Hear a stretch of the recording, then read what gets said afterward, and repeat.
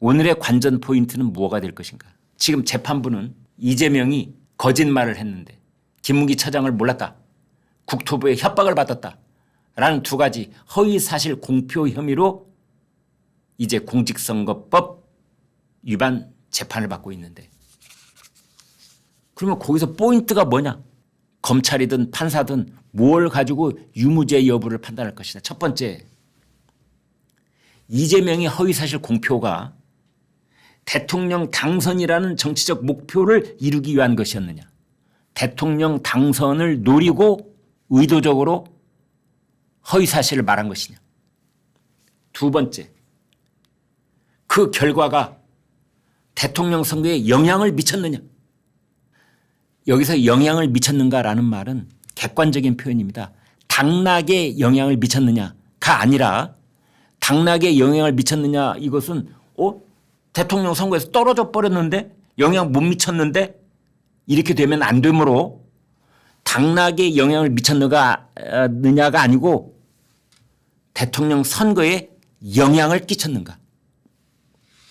그다음 세 번째, 그 발언을 할 때 허위성을 인식하고 있었는가. 사실은 김문기 처장 내가 이름도 기억나고 얼굴도 알지.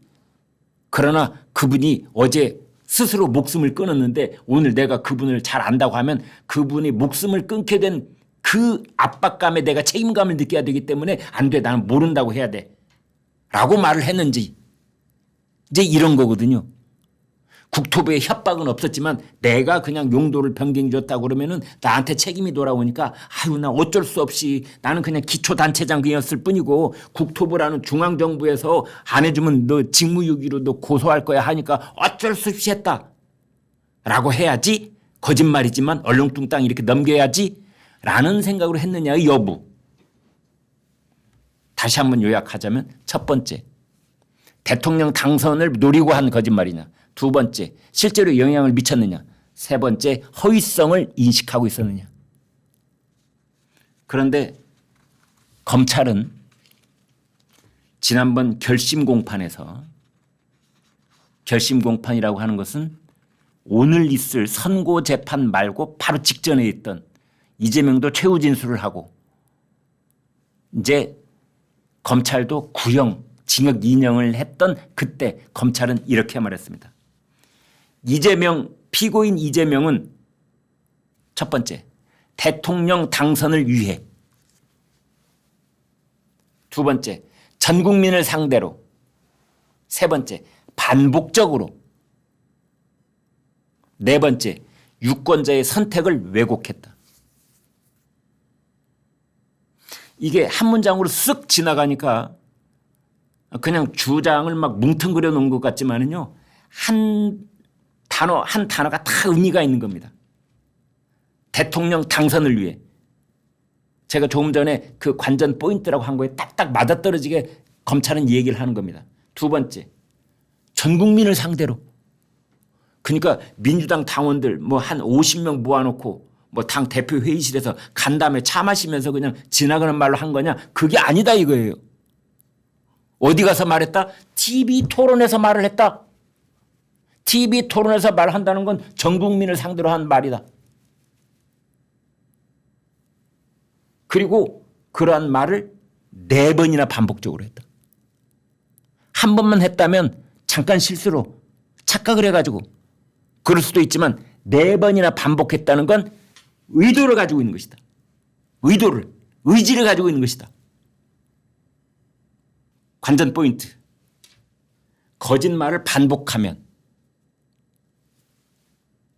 그 다음에 TV 방송에서 말을 했으면, 그러면 어떻다?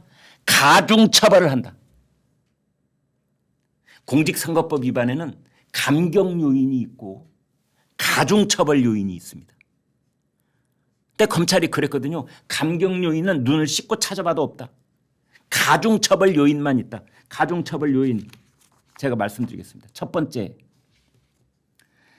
상대방이 다수이거나 전파성이 높을 때.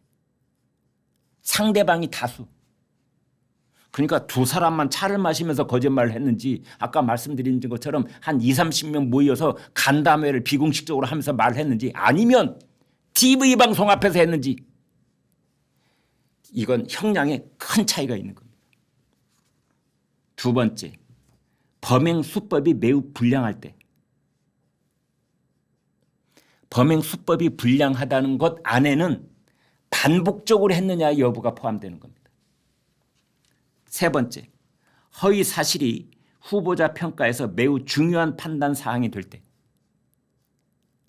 김문기 처장을 모른다, 국토부에 협박이 있었다라고 한 것이 그 당시 이재명 대표가 유권자들에게, 민주당 당원들에게 경선 과정에서 어떤 평가를 받는데 아주 중요한 역할을 했다의 여부.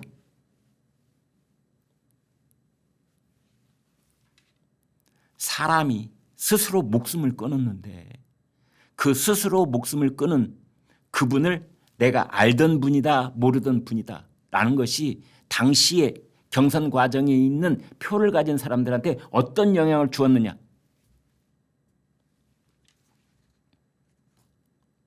그다음 네 번째, 아주 중요한데요. 가중처벌에서 아주 중요한 게 있습니다.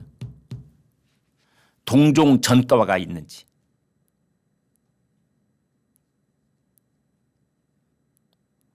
여러분 기억나시는 것처럼 이재명 대표는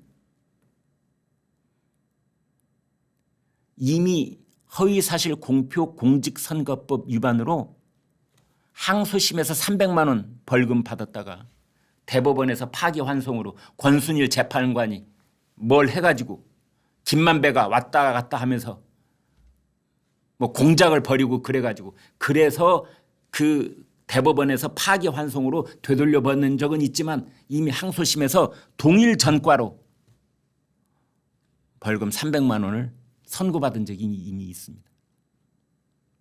그리고 이와 비슷하게 누군가에게 거짓말을 시켰다. 위증교사. 이것이 이제 오늘부터 딱 열흘 뒤인 11월 25일에 또 재판이 열리고 그 재판에 대해서 이미 유창훈 영장 전담 판사는 그 혐의가 충분히 소명된다고 이미 판단하면 내린 바가 있습니다. 따라서 거짓말을 잘하는 사람이라는 차원에서 본다면 이재명 대표는 이미 사법부의 판단을 한번 받은 셈입니다. 동일 전과라고 볼 수 있는 겁니다. 유창훈 영장 전담 판사가 위증교사 혐의가 충분히 소명됐다고 얘기했기 때문에 이러한 것들은 다 가중처벌 요소가 된다. 그래서 가중처벌을 받으면은 징역 8개월에서 2년 혹은 벌금 500만 원에서 1000만 원 이렇게 되는 겁니다. 그래서 가중처벌을 한성진 판사가 오늘 가중처벌을 한다고 하면 이제 판결문을 봐야 되겠는데요. 그렇다면은 최소 벌금 500만 원 이상